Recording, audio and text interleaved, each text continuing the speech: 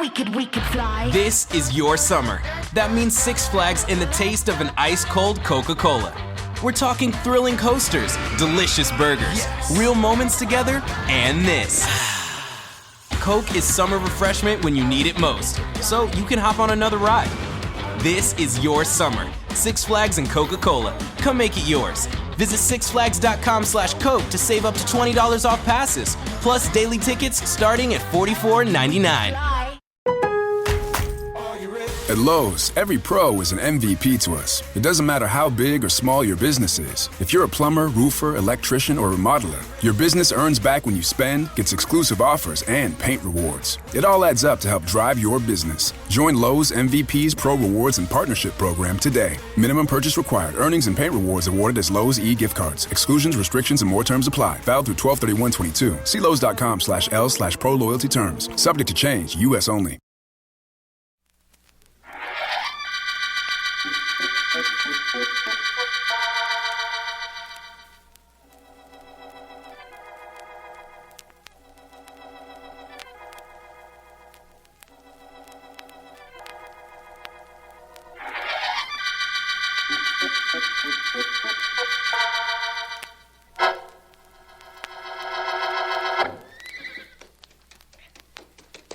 Okay, Pinky, climb down off her back and throw a blanket over her. How'd she do? Well, she went a little slow in her turn, Mr. Burke, but she sure opened up plenty good when I got her into the stretch. Plenty good. She's a winner, this horse is. Miss Murdock will be glad to hear that. I sure wish she was my horse, Mr. Burke. Sure wish she was. I sure wish I was riding her in a race, too. Oh, you'll ride someday, Pinky. Yeah. All jockeys have to be exercise boys to start. Well, take the filly over to her stall and rub her down, will you? I sure will, Mr. Burke. Sure like this here horse. Come on, Princess. Come on, atta girl. Gotta get you over to your stall and fix you up some nice, clean straw to sleep on. At least you can get some sleep. What's so funny, Burke? Oh, hello, Billy. Didn't hear you come into the stable. Yeah, I don't make much noise. I'm so small you can hardly hear me. Fact is, when I was in school, I had to keep yelling or I'd be marked absent. Nobody could see me. Well, why aren't you laughing at that? It's not terribly funny. Burke, sometime you're going to learn that when a star jockey tells a gag, it's a good thing if a horse trainer laughs it up. Especially if the star jockey happens to be friendly with the trainer's boss, like I am with Miss Murdock. How long do you think you'd be friendly with Miss Murdock if she knew as much about you as I do? Oh, not long. Only there's a couple of ifs you want to remember. One of them is if she believed you, and the other one is if you had nerve enough to rat on me. Don't be the talking type, Burke. Open that mouth of yours out of turn sometime, pal, and I'm telling you now, I'll close it for you. Permanently.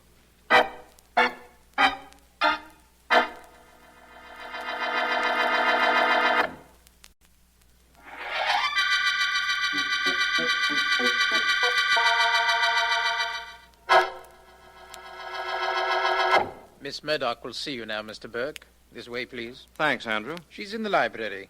Seemed a bit disturbed that you were calling, sir. Most people are disturbed when you come over to tell them things for their own good. I wouldn't know about that, sir. Please go in. Thanks. Very good, sir. Miss Murdock. Well, what is it, Burke? What is it? Oh, I thought perhaps you hadn't heard me come in. The butler announced you, opened the door for you. I heard you say my name, and you thought I didn't know you were there. You seem so occupied in that book, I If didn't... the book were interesting, I wouldn't have seen you at all. Well, what is it? Miss Murdock, it's about Billy Alberts, your jockey. What about him? He isn't honest, Miss Murdock. I know that for a fact. I thought perhaps you wouldn't want him riding for you if you knew about him. Oh, you thought that, did you? Mr. Burke, what is it that you're paid to do? Train your horses, breed them, run your training farm. Not to question my judgment of people? Well, hardly, Miss Murdock. I never intended to do that. All I wanted to do was tell you something you didn't know. What makes you think I didn't know? I'm a little surprised that you knew, but that isn't too difficult a situation to remedy. After all, you do work for me. Yes, Miss Murdock. So you won't talk. Not as long as you're in my employ, you won't. And if you ever leave my employ, well, perhaps it might be arranged that you won't talk anyhow.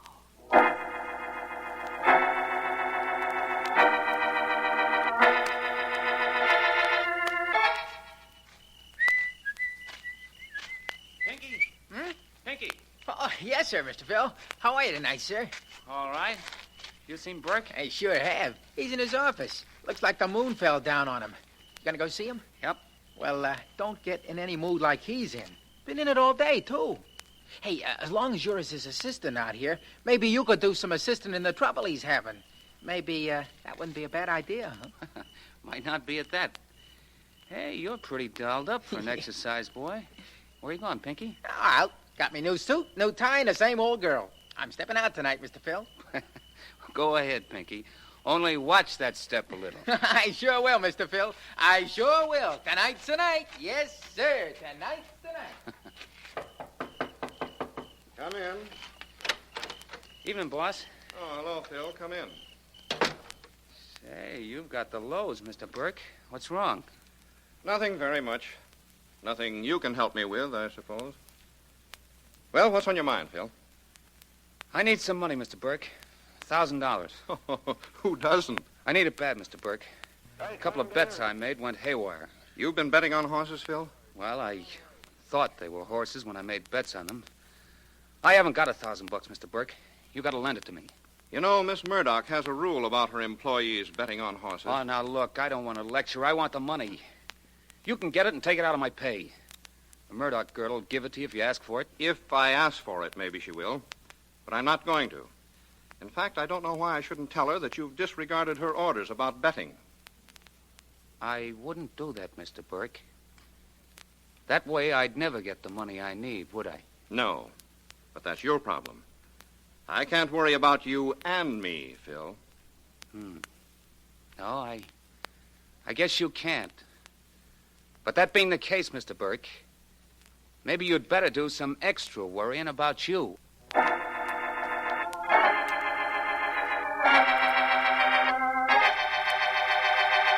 Sit down, Markham, sit down. Nice to have you drop in on me this evening. Thank you, Vance. I got through at the office and thought I'd come in here after dinner. You know, this business of being a district attorney has many complications, Vance, and only a few compensations. One of them is you. Well, very pretty compliment, Markham. Thank you very much. May I add to that speech that my profession of private investigating could very easily become a chore without the incentive of the cases you've called me in on? Okay. We're even. And now to the purpose of my call. Yes? Could you take the evening off to go over to the club for a game of billiards? I'd like to, Markham. I'd like to very much. Just give me a second to slip out of this robe and into a coat. Turn the radio on if you like. I will. Oh, I've got a new three-cushion shot to show you that's terrific, Vance. Not fair. You've been practicing. Very good, very good. And now for your last question, sir. What is the capital of the state of Maine? Now tell me quickly before a gust of wind comes into the studio. What have you got there, Markham? A quiz show, apparently. No coaching, please. No help from the audience. Come on now, sir. The capital of the state of Maine. A gust of wind will come into the studio. Augusta! That's right, that's right. Lots of fun, these quiz shows, Markham. Yes, I enjoy them. Let's listen for a moment, Vance. All right, now, everybody, we're ready for our next contestant. Your name, sir? Billy Alberts. Well, welcome to our game, Mr. Alberts. And what do you do for a living, may I ask? I'm a jockey for the Murdock stables. Hell, you're a good man to know. I once knew a fella came to a betting window and he said, I want to bet $5 on this horse. And then the man said, on his nose, and the fella said, on his nose, on his back, on his tail, everywhere, so even if he comes in sideways, I win. Well, Mr. Alberts, you've selected a topic to talk about. Now let's have your slip. Popular songs, huh? Well, okay, here's your first question. Name 5 songs that Irving Berlin composed. Always Because I Love You. That's 2. Alexander's Ragtime Band, remember, and Blue Skies. That's 5. That's correct. In fact, that's wonderful. Well, turn that off, will you please, Markham? I'll get the phone. Sure, Vance. Hello? Mr. Vance, this is Sally Henderson, Mr. Markham's secretary. Is he there? Why, yes, Miss Henderson, just a moment. For you, Markham, your secretary. Uh-oh. Bye-bye billiards. Here. Thanks, Vance. Hello. Mr. Markham, I'm glad you left word where you could be reached. Sergeant Heath of the homicide just called you. There's been a murder, and he thought you'd want to get there right away. I most certainly do. Who was killed, Miss Henderson? A man named Edward Burke. He was a horse trainer. Shot with a .45 automatic about 15 minutes ago at the Murdock stable. Thank you very much. I'm on the way. Goodbye, Miss Henderson. Goodbye, sir. Well, Vance, we're on the way to a murder. Horse trainer named Edward Burke was killed. Burke? He trains for the Murdock stables, doesn't he? That's right. Say, that jockey we just heard on the air was from the Murdock stables, too. Quite a coincidence. Yes, it is. Well, you were talking a while ago about a very difficult billiard shot. Apparently a murderer has called his shot, Markham. Perhaps we can call his hand.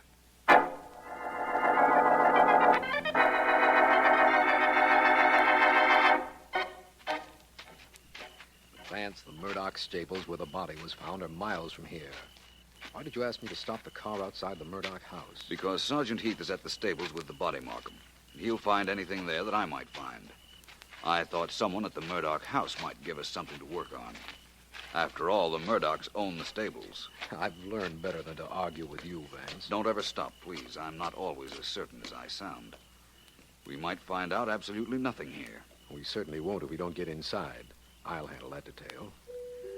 Oh, I hope you have your calling card ready, Vance. Miss Carol Murdock is very social. You mean she's very rich? Markham, some of the richest people I know are antisocial. Yes, sir. District Attorney Markham and Mr. Philo Vance to see Miss Carol Murdock. Miss Murdock is not at home. Would you care to come in and wait?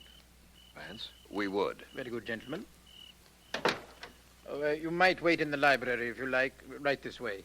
Oh, there's someone else in the library, a Mr. Billy Alberts. He works for Miss Murdock. Billy Alberts, the radio star? He's a jockey, sir. I know, but he was on the air tonight. How does it happen he's here? And he telephoned after the program, and I informed him of Mr. Burke's death. He came in only a few moments ago to wait for Miss Murdock. I see. And where is she? I'm sorry, sir. That I do not know. She'll return presently, I imagine. She always has. Make yourselves at home right through that door there. Thank you. Oh, good evening, young man. You're Billy Alberts? Yes, I'm Alberts. I'm District Attorney Markham. This is Philo Vance. Vance, the private dick. I suppose you could call me that. I'm glad to have an opportunity of speaking to you, Mr. Alberts.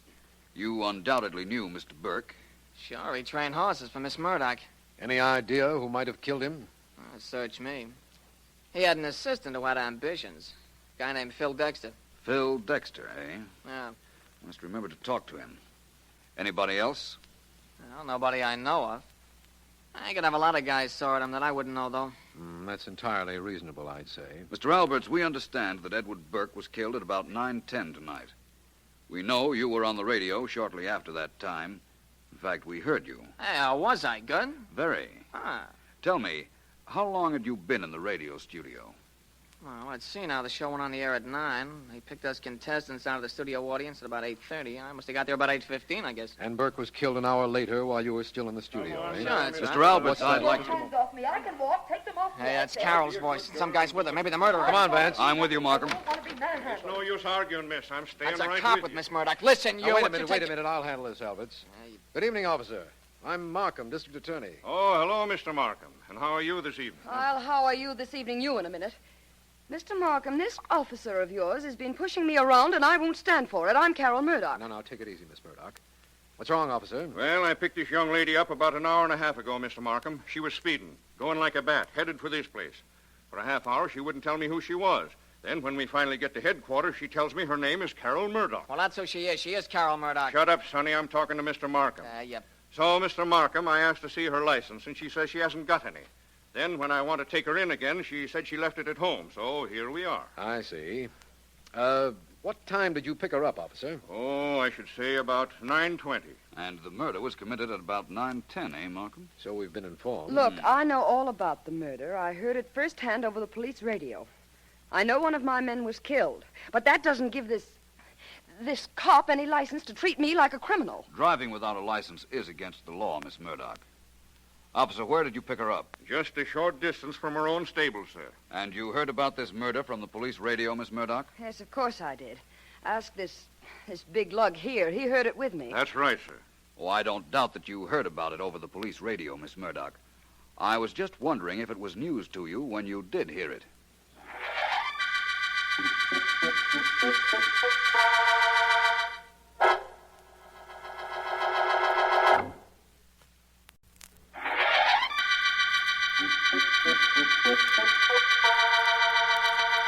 This is District Attorney Markham.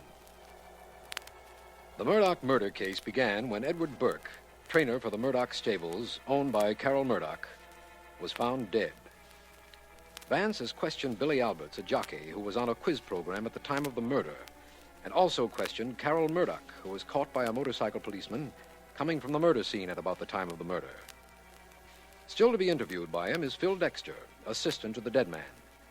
But I understand Vance is taking care of that detail right now in the Murdock home. We have been at the house of... I'd tell you more if I knew any more, Mr. Vance, but I don't. Honest, I don't. Let me go, Mr. Vance. Let me go. I'm not stopping you from leaving, Mr. Dexter. The police might, but I won't. But you've been asking me the questions, Mr. Vance. If you said to let me go, they'd let me go. They might, but they'd only pick you up again. Why don't you tell me what you know of this case, and then you'll be clear of it once and for all. All I know is what I told you. The last time I saw Mr. Burke, he was worried about something. He'd just been to the house here, he told me, and he was worrying. Don't ask me about what I don't know. Tell me all about the last time you saw him alive in detail. Okay. I was walking toward the stable when I saw Pinky. Pinky? Pinky's an exercise boy. Mm-hmm. It was about 6:30, and I asked Pinky if he knew where Mr. Burke was, and he said sure, in his office. And I said so long to Pinky, and I went in. Where was Pinky going, do you know? No. Yes, I do know. He was all dolled up in a new suit, and he said he had a big date in town. He was pretty happy about something. I see. And then you spoke to Burke and found out that he was worried. Well, that's what he told me, anyhow, but he didn't say about what. Excuse me, Vance. Oh, come on in, Markham. Thank you. There's a phone call for me, and I didn't want to take it out in the hall. More privacy in here. I thought you'd released our jockey suspect, Mr. Billy Alberts. Well, I did. I sent him home about an hour ago, Vance. But Miss Carol Murdock is still in the house, and I just don't want to be overheard in case this is important. I see. Mr. Dexter, you may leave. Only be somewhere that I can reach you in case I have to, will you please? Yes, sir, I will, Mr. Vance. I'll be at home. Well, Markham, go right ahead. The coast is clear and the phone is yours. Thank you, Vance. I can take that call now. Markham speaking. Mr. Markham, this is Miss Henderson. Yes, Miss Henderson. The homicide department called with some information I thought you'd like to have. Hope I didn't disturb you. Go right ahead, Sally. Oh, just a minute. Can you hear this, Vance? Yeah, I can. Go ahead, Sally. A body has just been found about 10 miles from where you are now. Yes? It was shot in the head by a .45 automatic and tossed out of a car, the police believe. I see. Any identification? Positive identification, Mr. Markham. It was an exercise jockey employed by the Murdock stables. His name was Pinky Rice. Uh-huh. That's all the information that was given me. Fine. Thank you, Miss Henderson. You're welcome, sir. Goodbye. Well, a second murder, eh, Markham? Yes, and connected with the Murdock family and its stables. Well, this certainly complicates things, doesn't it? On the contrary, Markham, I'd say it simplifies things quite a bit. In fact, I'd say it points pretty directly to the murderer.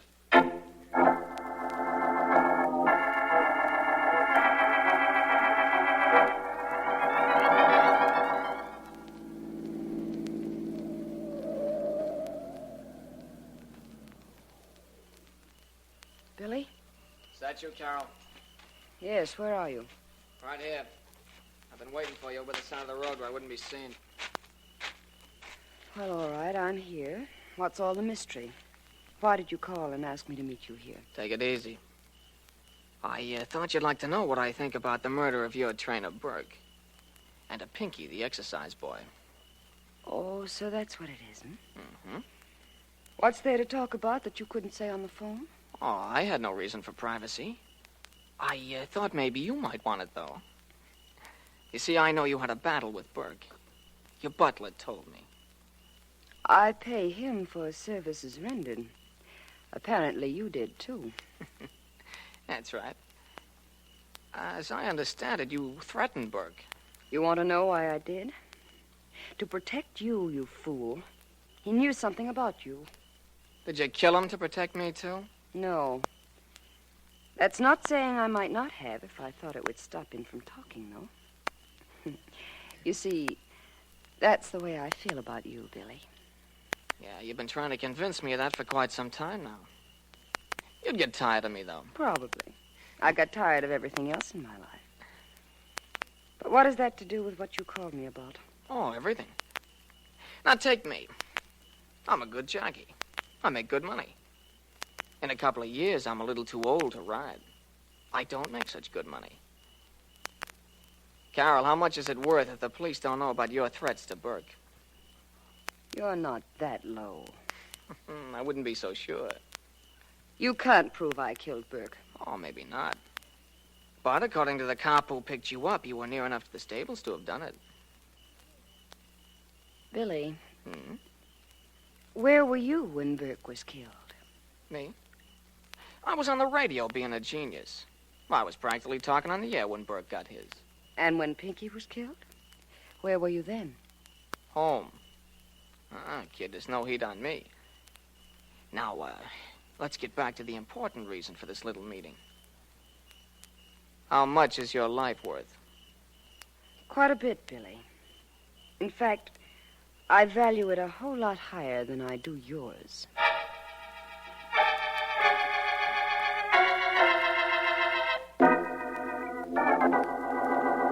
Is everybody in the next room, Markham? Everybody you asked for, Vance. Billy Alberts, the jockey, Carol Murdock, and the young man who found Burke's body, Phil Dexter. Good. We'll go in a moment. I'm pretty sure one of those three is our murderer, Markham. Well, if you are, I am too. I think, of course, that Pinky, the exercise boy, was killed by the same person that murdered Burke. The connection may not be terribly apparent to you at the moment, but I imagine it will be shortly. All I can say is I hope you're right, Vance. All I can say is I hope your hope comes true. Well, come on, let's go in. Oh, there you are. I'm sorry to have kept the three of you here so long, but it couldn't be helped. And I promise that two of you will be able to leave this room very shortly. Mr. Vance, I found somebody who saw me away from the Murdock stables at the time Mr. Burke was shot. You see, that's why I wanted you to let me out, so I could find somebody. That's very convenient, Mr. Dexter. Did you find someone to alibi for you, Miss Murdock? I don't need any alibi, Mr. Vance. I didn't do anything, and you can't prove that I did. That's right, I can't, as yet.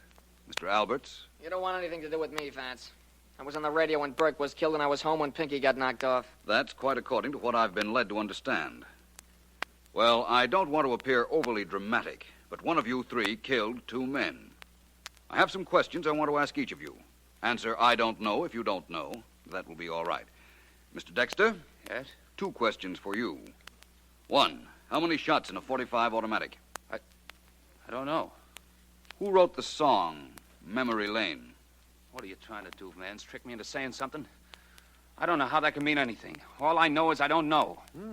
Singularly devoid of information, isn't he, Vance? Perhaps he told us more than he realizes, Markham. Miss Murdock, your questions.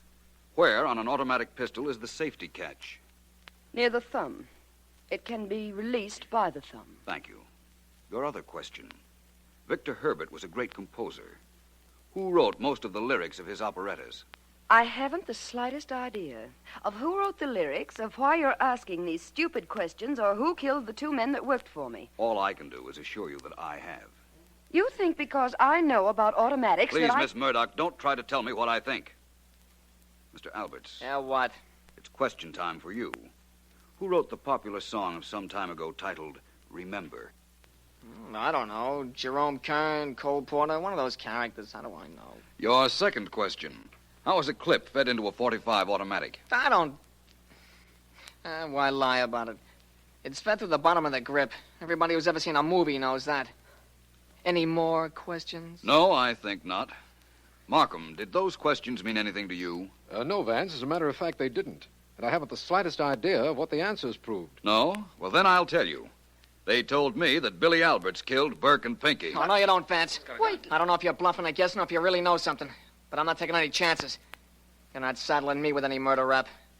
Not when I got 2 legs and this gun to get me out. Well, thank you, Miss Murdock. I'm afraid the vase you hit him with is pretty well shattered, though. What if it is? You just see to it that Billy Alberts gets put in jail all in one piece.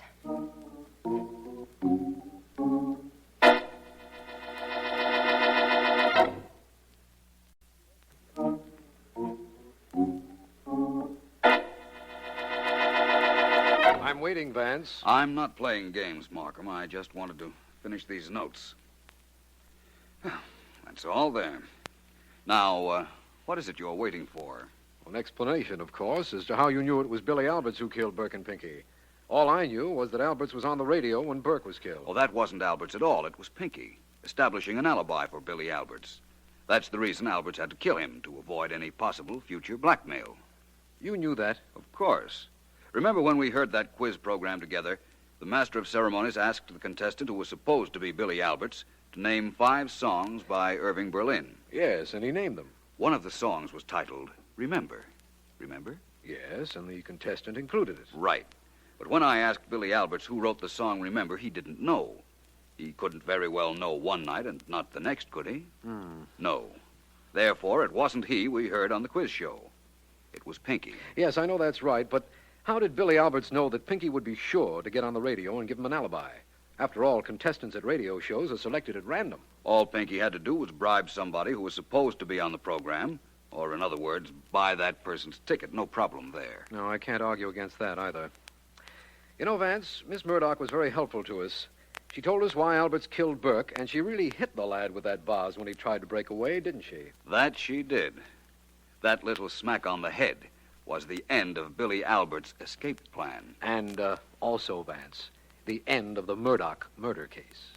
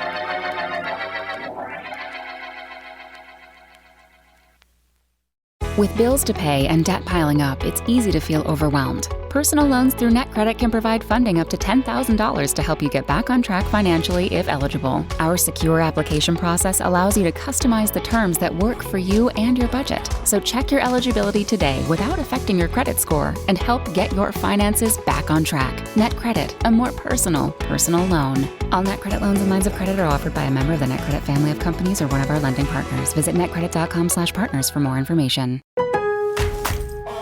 At Lowe's, every pro is an MVP to us. It doesn't matter how big or small your business is. If you're a plumber, roofer, electrician, or remodeler, your business earns back when you spend, gets exclusive offers, and paint rewards. It all adds up to help drive your business. Join Lowe's MVP's Pro Rewards and Partnership Program today. Minimum purchase required. Earnings and paint rewards awarded as Lowe's e-gift cards. Exclusions, restrictions, and more terms apply. Valid through 12/31/22. See Lowe's.com/L/Pro Loyalty Terms. Subject to change. U.S. only.